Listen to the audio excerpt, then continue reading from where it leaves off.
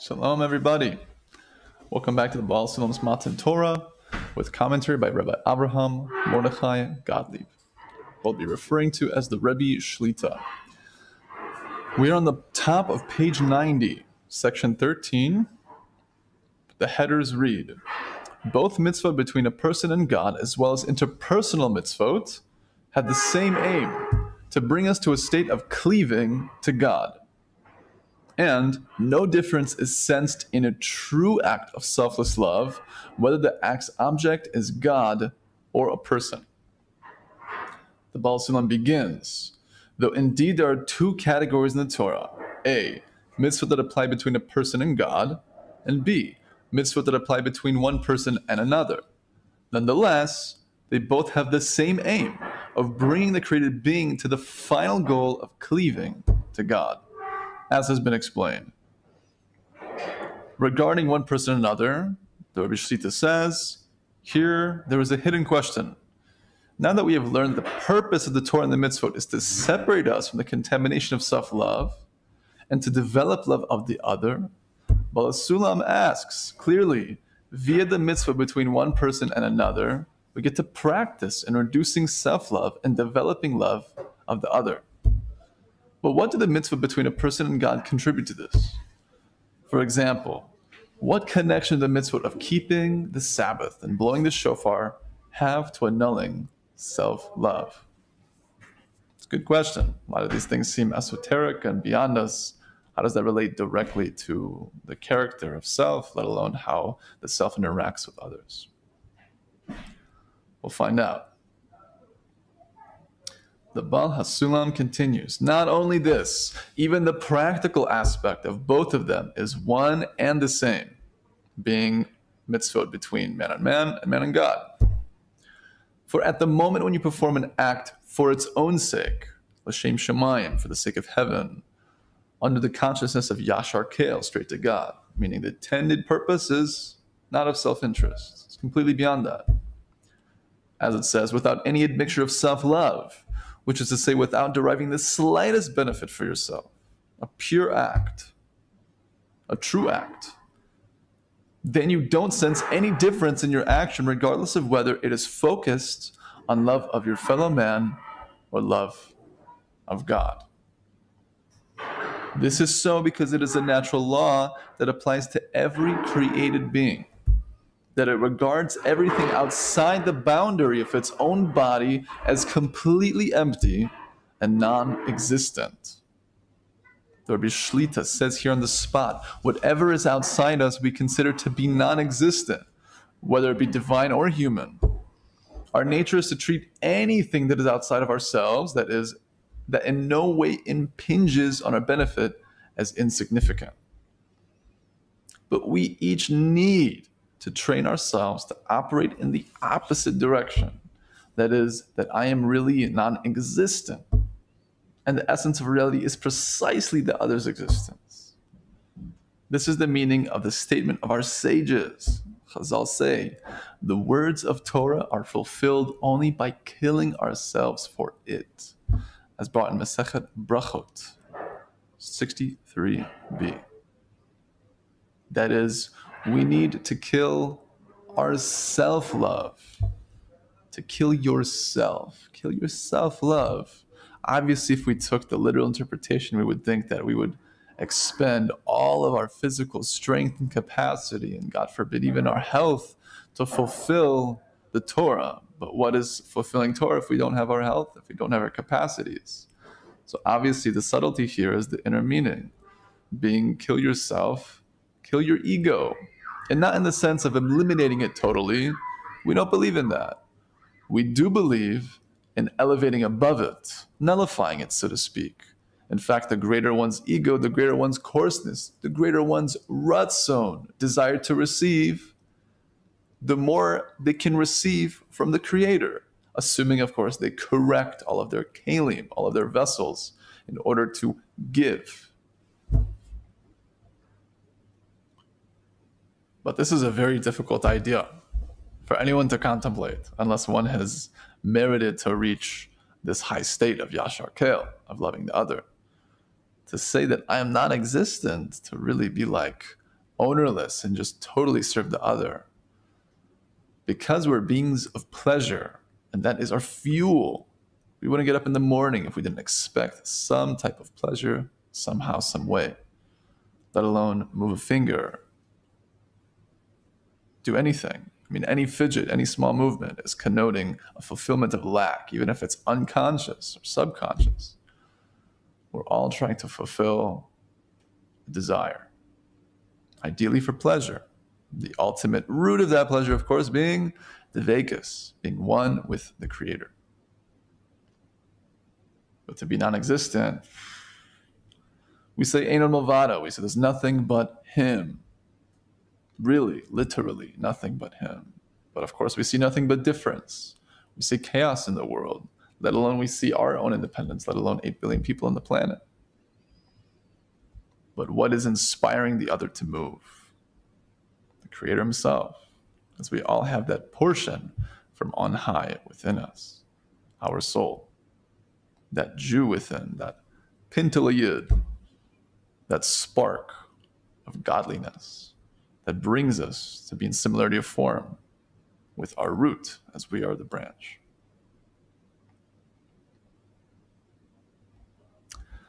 Let's try to understand some more. The Rabbi Shlita continues. From this we can see that there's absolutely no difference between the two categories of mitzvot. For what difference does it make if you annul yourself before another person or you annul yourself before God? The orientation is identical. To annul oneself and make the other significant, whether the other be a person or God.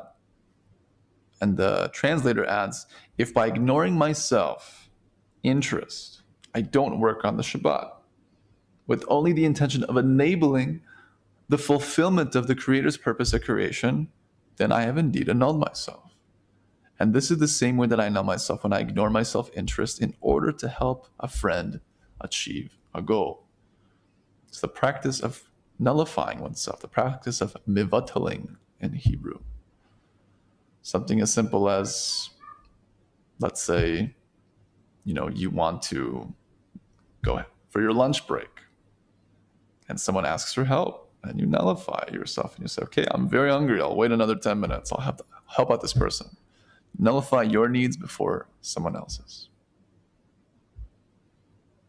How much more so when we have families and we have to sacrifice energy and sleep and so much money to uphold and build a family, and how much we give and have to nullify practically for the other.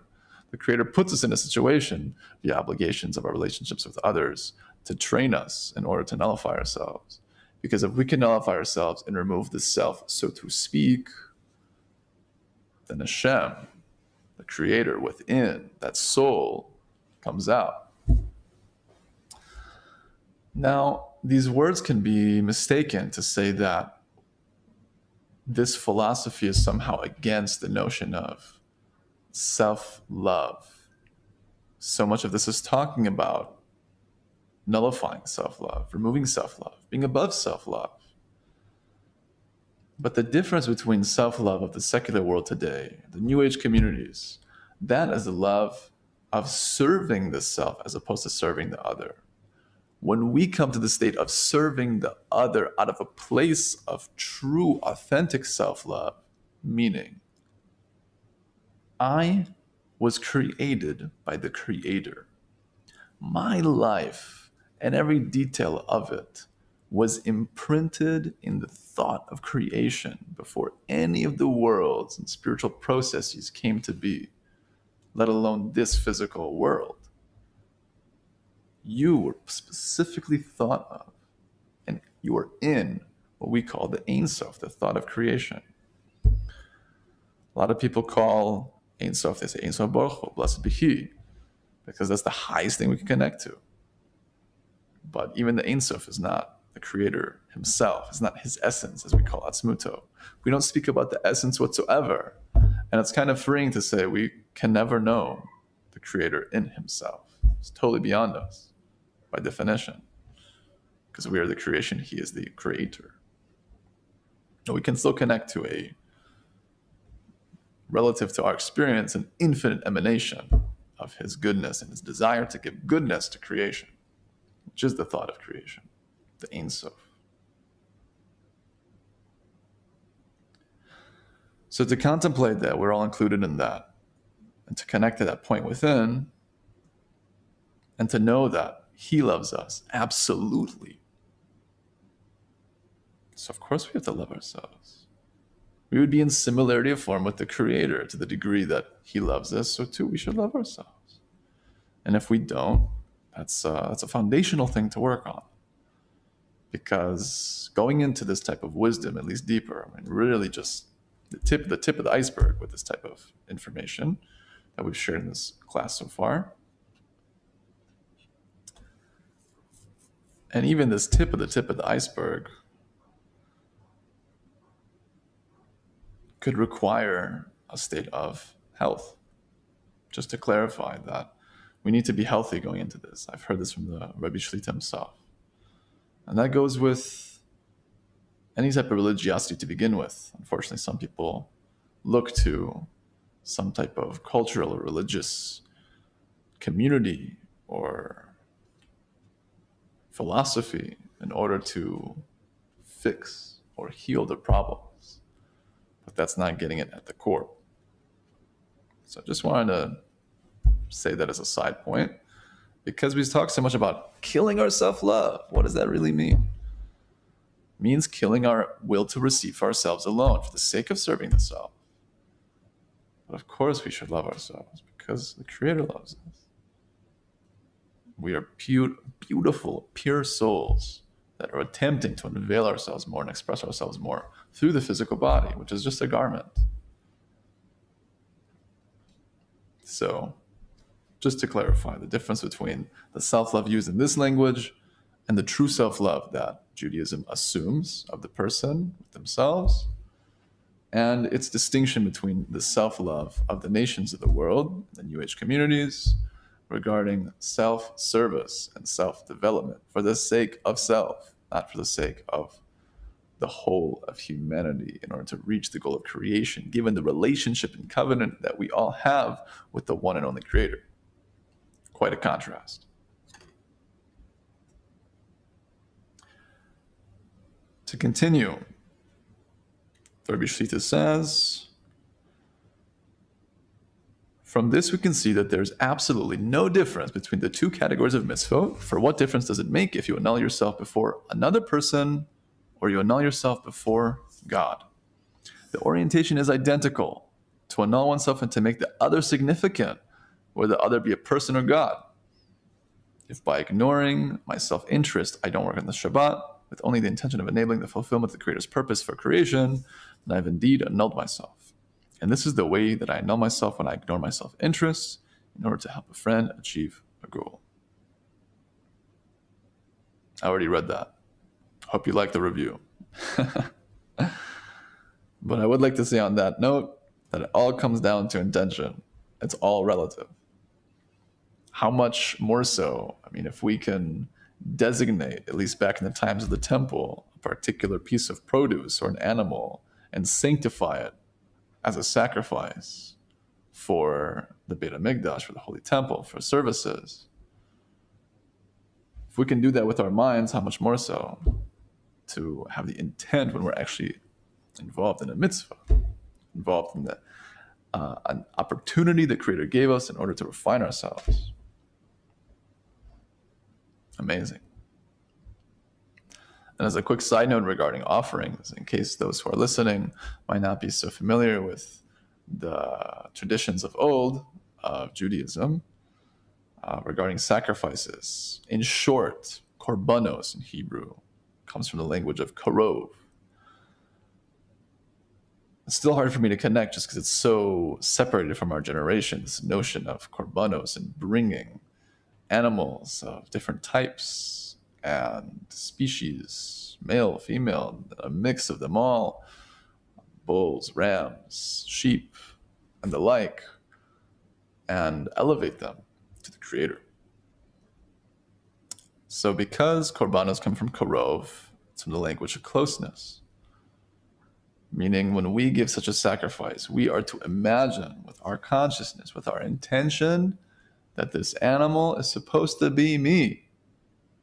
And of course, assuming a person is an empathic individual, has some type of feeling for this animal's potential pain.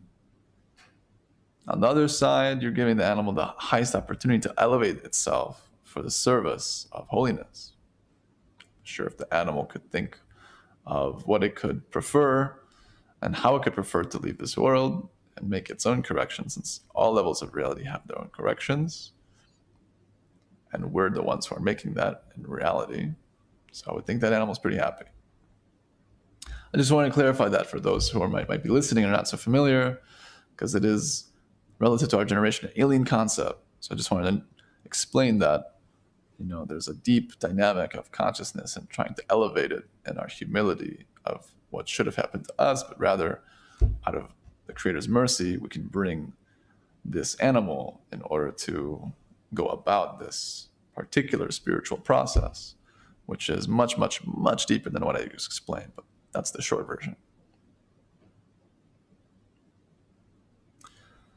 Back in the Baal HaSulam's words, from the note of 69, second paragraph on the bottom of page 90. This is so because it is a natural law that applies to every created being, that it regards everything outside the boundary of its own body as completely empty and non-existent. Every movement that we make toward loving another is accomplished with the help of returning light and some reward, which in the end will come around and serve to benefit us. Therefore, such acts cannot be defined as love of the other, because they are judged by their end. This is similar to renting out something, which at first looks like giving, that pays off only in the end. Nonetheless, renting is not considered an expressing love of others. The Rebbe Shita says, Baal HaSulam wants to say that if someone works for reward, this is not at all considered love of the other. He gives the example of renting. For Jewish law says that payment for rent is due only at the end of the rental period, and therefore one might think that a renter is a person with love of the other for allowing a tenant to live for free on the renter's property. But when the renters request payment at the end of the month, it's clear that this is not a manner of love of the other. With this, our rabbi teaches us that we are willing to work with all our strength and devotion because we want to get paid. However, to our mitzvot, train us to truly work out of the love of the other without payment.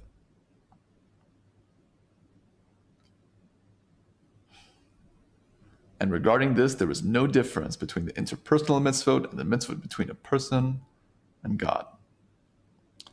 Why do we really need the two paths of interpersonal mitzvot and mitzvot between a person and God? Why isn't one path sufficient to train us to annul our self-love and work on the love of the other? The answer is that the final goal is actually to create a relation of love between ourselves and the Creator. However, the Creator is abstract and unchanging, and we need training that is more concrete and dynamic. For this reason, God gave us the interpersonal path, and here are the essential tests where we contend with daily challenges. Nonetheless, the orientation is always to create a connection with God.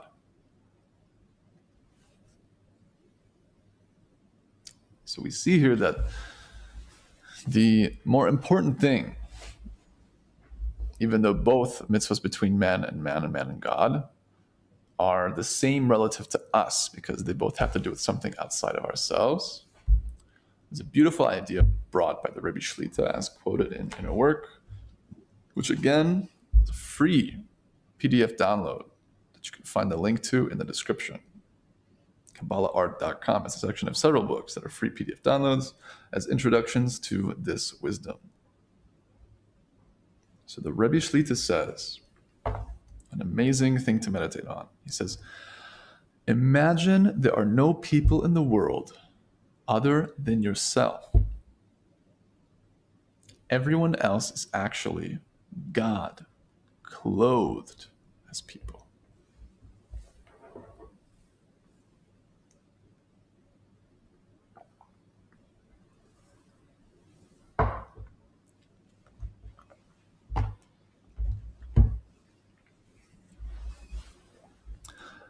I've shared this quote with many people, many of whom have had shivers down their spine when hearing such a concept. Others thought it was cool. Everyone connects to it in different ways, understandably so. But to really sit and to contemplate and to meditate, that at least from the negative point of all the bad that I've done to others, all the people I've made upset, all the judgments I've had, all the baseless hatred and things that go through my mind, let alone my action, was actually an expression against the Creator. It's a reason why when we go to bed, we have a particular list of supplications and prayers from the bedtime Shema. And primary part of it is forgiveness. We say that we forgive anyone and everyone for all that they've done, not only in this lifetime, but even in past lifetimes, in order that we rest with a sense of peace. And such feelings and words themselves are corrections, they're tikkunim, because so much of the darkness in the world is from our baseless hatred and our lack of love. And sometimes that comes as simple as something from the mind. Sometimes even more so than the action, which is hard to understand, but there's an idea to that.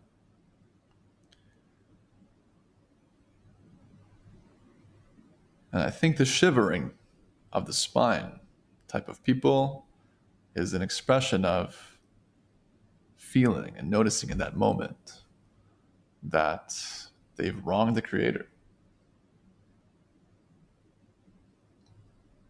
And the bitter truth is that at this very moment, we're all in the palace of the Creator. When we eat, we're at His table. When we walk, it's in His halls and courtyards. But we don't act as such. We don't think as such. We don't feel as such. But His glory fills the whole world. Le'olam. Olam is from Olam. Hiddenness.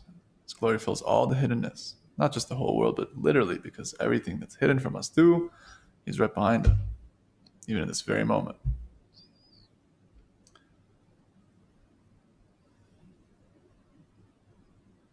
And there's a reason that the Creator told us that mitzvah between man and man is more important than mitzvah between man and Him. And the idea, from what I've heard, is because we actually get feedback from people. We can feel this tangible connection, and we can see their response, hear about it afterwards, or actually are able to reflect and contemplate how they might have felt from something we might have done. Not so easy with the Creator, who is abstract and unchanging. So because we get that feedback, it's better training for us to connect in such a way. God willing, we should be able to all connect the best way possible for us, and slowly but surely grow, connect to the right community, the right leaders, the right teachers. If we don't have such an environment, the Rebbe says, also in the name of our rabbis, the Ashlag Rebbes, and really all sages, can clarify and agree that everything in life is to lead us to prayer. We talk about relationships with our loved ones, let's say our spouse, or even family members or friends. Everything comes down to communication. It's all about communication. How much more so communicating with the King of all kings that gives us life, beats our heart, and breathes our breath, at least keeps it going. It should inspire us to reach out more and attempt to communicate with the faith, with the strength of will to know, as Chazal tell us, our sages tell us, that He hears all prayer. And we should be confident, because we're alive, because we have this life, that we can reach our purpose, we can reach our goal of coming to love the other.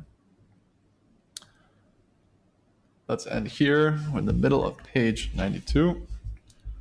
We're going to clarify next class some more ideas regarding the nations of the world and how they actually are referring to the inner nations, our aspects that we receive for ourselves alone, and how that plays out in our attempt to do acts of kindness and love the other. So, thanks for joining us. All the best.